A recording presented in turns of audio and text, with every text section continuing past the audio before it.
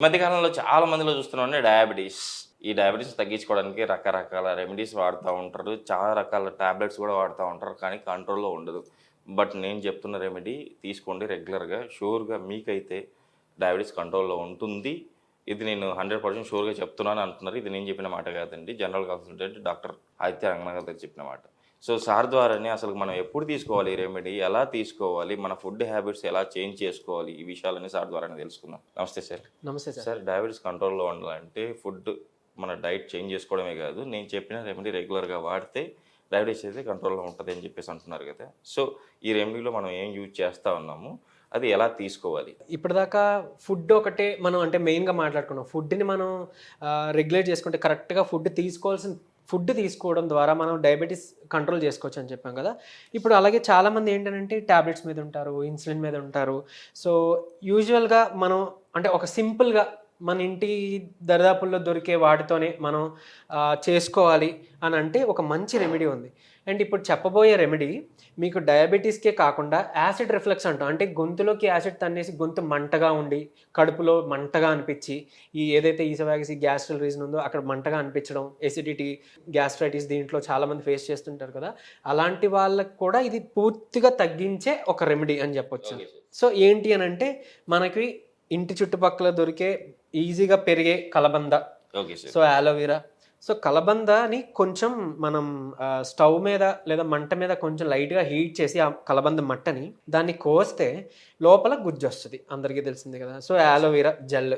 So ఆ గుజ్జు ఏదైతే ఉందో దీన్ని అలానే మనకి మెంతి కూర మనం చేసుకుంటాం కదా. సో డైలీ మనం మెంతి కూర తినలేం కాబట్టి సో మెంతి ఆకుని ఇలా డ్రైడ్ లీవ్స్ తీసుకొని లేదా పొడి చేసుకొని ఉంచుకున్న ఈ యాలోవెరాలో 1 స్పూన్ యాలోవెరా జెల్లో ఒక 1 స్పూన్ మెంతి పొడి యాడ్ చేసుకొని చక్కగా తీసుకుంటే ఉదయాన్నే పరగడుపున చాలా బాగా మీకు చక్కగా గ్లూకోజ్ లెవెల్స్ కంట్రోల్కి వచ్చేస్తాయి. అండ్ ఉట్టి యాలోవెరా జెల్ మాత్రమే మీరు తీసుకుంటే కూడా చెప్పాను కదా, ఈ ఏదైతే యాసిడ్ రిఫ్లక్స్ ఉందో, ఈ గ్యాస్ట్రిక్ ప్రాబ్లం ఉందో, ఆ మంట ఏదైతే ఉందో అది ఖచ్చితంగా తగ్గుతుంది. అంటే డైలీ తీసుకుంటే ఆ రోజే తగ్గడం కాదు, మీకు పూర్తిగా ఆ సమస్య నుంచే బయటపడగలరు అనమాట. ఈ యాలోవెరా అంత మంచిది. ఆబ్వియస్లీ ఫేస్కి, హెయిర్కి కూడా వాడతారు, చాలా మంచిది. సో దీన్ని ఇంటర్నల్గా తీసుకోవడం వల్ల ఖచ్చితంగా మీ గ్లూకోజ్ లెవెల్స్ తగ్గి మీ షుగర్ ఖచ్చితంగా తగ్గుతుంది. మీరు వాడే మెడిసిన్ డోస్ ఏదైతే ఉందో అది ఖచ్చితంగా మేము తగ్గించగలుగుతాం, లేకంటే మీరు తగ్గించుకోగలుగుతారు అనమాట. సో యాలోవెరా తర్వాత ఈ మెంతి పొడి మిక్స్ చేసి చేసుకోవచ్చు. లేదు చక్కగా విడివిడిగా దేనికి ఉండాల్సిన దాని బెనిఫిట్స్ అలానే ఉన్నాయి. ఇది ఉట్టిగా పరగడుపున యాలోవెరా తీసుకొని చక్కగా ఇది మీరు తీసుకునే సలాడ్స్ మీదనో లేదా మీరు తీసుకునే చారులోనో లేకపోతే కూరల్లోనో జల్లుకొని కొంచెం మెంతి కూర తీసుకుంటే గ్లూకోజ్ లెవెల్స్ కంట్రోల్ అవడమే కాకుండా చాలామంది డయాబెటిక్స్ పేషెంట్స్లో న్యూరోపతి చూస్తాం.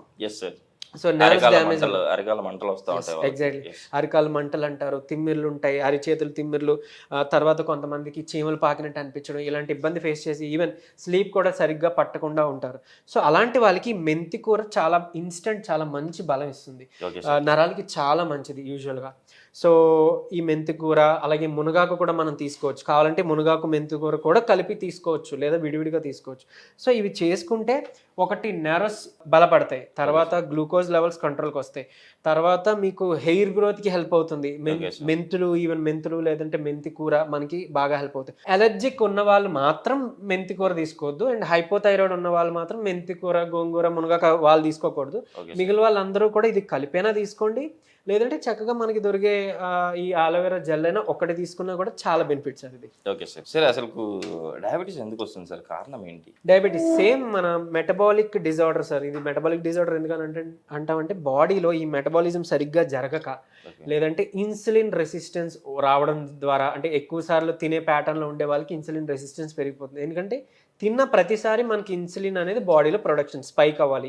సో అది హై అయిన తర్వాత మన బాడీ దానికి ఇంకా ఏంటంటే ఇంకా కొంతకాలానికి రెసిస్టెంట్ వచ్చేస్తుంది అనమాట. సో ఆ ఇన్సులిన్ రెసిస్టెన్స్ జరిగో లేకపోతే ప్యాంక్రియాస్ సరిగ్గా వర్క్ చేయకపోయినా ఈ ఇన్సులిన్ ప్రొడక్షన్ తక్కువైపోయి తర్వాత గ్లూకోజ్ వాల్యూస్ పెరిగిపోయి బ్లడ్లో గ్లూకోజ్ లెవెల్స్ పెరిగిపోయి సో డయాబెటీస్ వచ్చే అవకాశం ఉంది. సో మనం ఇవి అంటే మనకి దేవుడు ఇచ్చిన మెడిసిన్ అన్నట్టు మనకి చక్కగా ఇవన్నీ మన చుట్టూనే గ్రో అవుతున్నాయి. మనకి తెలీదు ఇది వరకు. సో ఇప్పుడు తెలుస్తున్నాయి కాబట్టి ఇక మీదట మీరు వాడి చూడండి.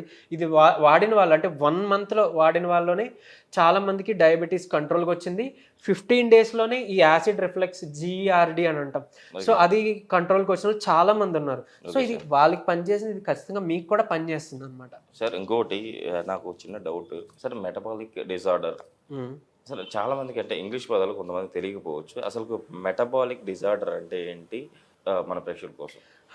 సో ఏం లేదండి, ఇప్పుడు బాడీలో మనం తిన్నది అరుగుదల అంటే మనం తినే నోటి దగ్గర నుంచి స్టార్ట్ అయ్యి మనకి డైజెషన్ అవ్వడం, ఆ బాడీలో న్యూట్రియంట్స్ బ్రేక్ అవ్వడం, తర్వాత మన బాడీలో ఎంజైమ్స్ దాంతో కలిసి మనకి న్యూట్రిషన్ మన బాడీకి వంటి పట్టడం అంటాం కదా, మనం తినే ఫుడ్ మన బాడీకి అబ్జర్వ్ కావడం, అది మళ్ళీ వెళ్ళాల్సిన చోట్లకి టార్గెటెడ్గా వెళ్ళి మనకి జరగాల్సిన మనకి న్యూట్రిషనో, మనకి బలమో, మనకి ఎనర్జీయో, మనకి గ్లూకోజో ఎనర్జీ సప్లై చేస్తాయి కదా.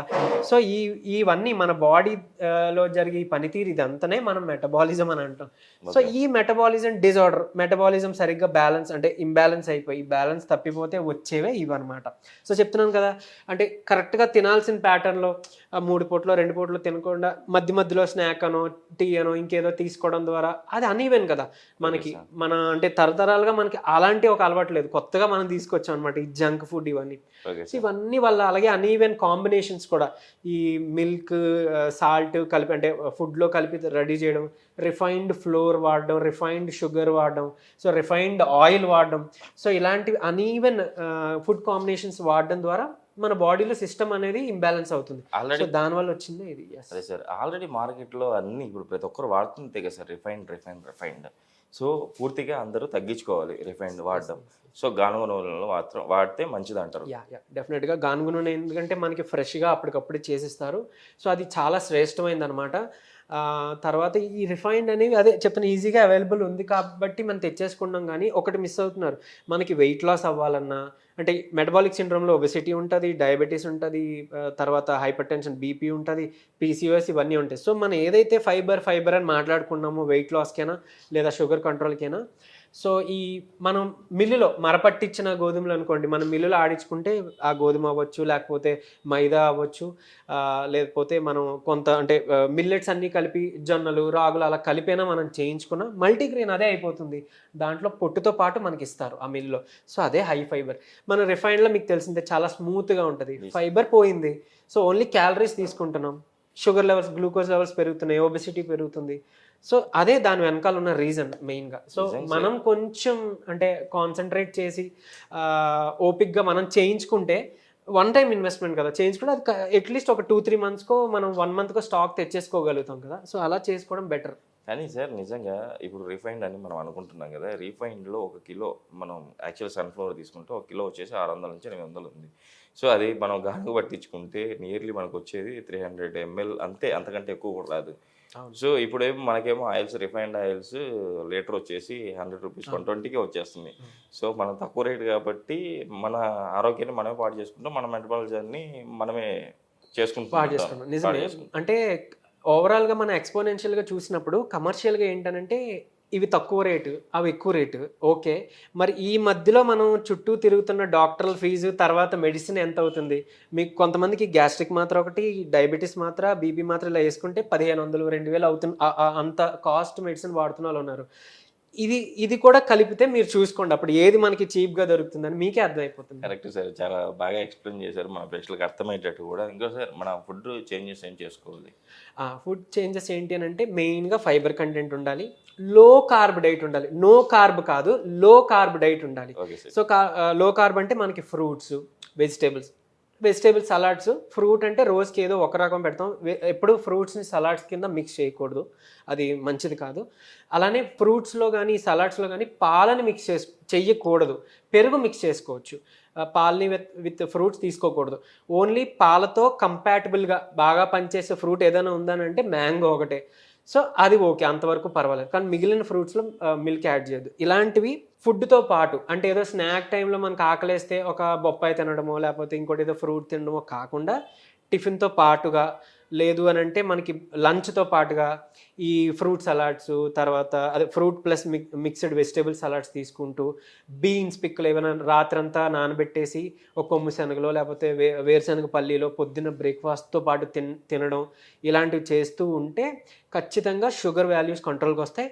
అండ్ రాజ్మా, బీన్స్, లెగ్యూమ్స్, అన్ని టైప్స్ ఆఫ్ లెగ్యూమ్స్ యూస్ చేసుకోవచ్చు. కీరా దోసకాయ తినడం ద్వారా ఇన్సులిన్ రెసిస్టెంట్ ద్వారా ఏదైతే వచ్చిందని మాట్లాడుకుంటున్నామో ఆ ఇన్సులిన్ రెసిస్టెన్స్ తగ్గితే మీ డయాబెటీస్ తగ్గుతుంది, బీపీ కంట్రోల్గా వస్తుంది, పీసీఓఎస్ ప్రాబ్లం నుంచి కూడా త్వరగా బయటపడవచ్చు, ఒబెసిటీ కూడా తగ్గుతుంది అనమాట. నిజంగా సార్ సూపర్. అసలు ఈరోజు డయాబెటిక్ అనేది మెటబాలిక్ మన డిజార్డర్, దాన్ని మనమే క్యూర్ చేసుకోవచ్చు. సో మనకు దొరికే ఐటమ్స్తో చాలా చక్కగా వివరించారు. కంపల్సరీ మన ప్రేక్షకులు కూడా వాడతారు, వాడి వాళ్ళ డయాబెటీస్ కంట్రోల్లో ఉంచుకొని ఆశిద్దాం సార్. నిజంగా ఈరోజు డయాబెటీస్ అనేది వ్యాధి కాదు, దీనికి బెస్ట్ రెమెడీ చెప్పినందుకు మా సుమన్ టీవీ ప్రేక్షకుల తరపు నుంచి, అట్ ద సేమ్ టైం మా తరపు నుంచి thank you sir. Welcome sir.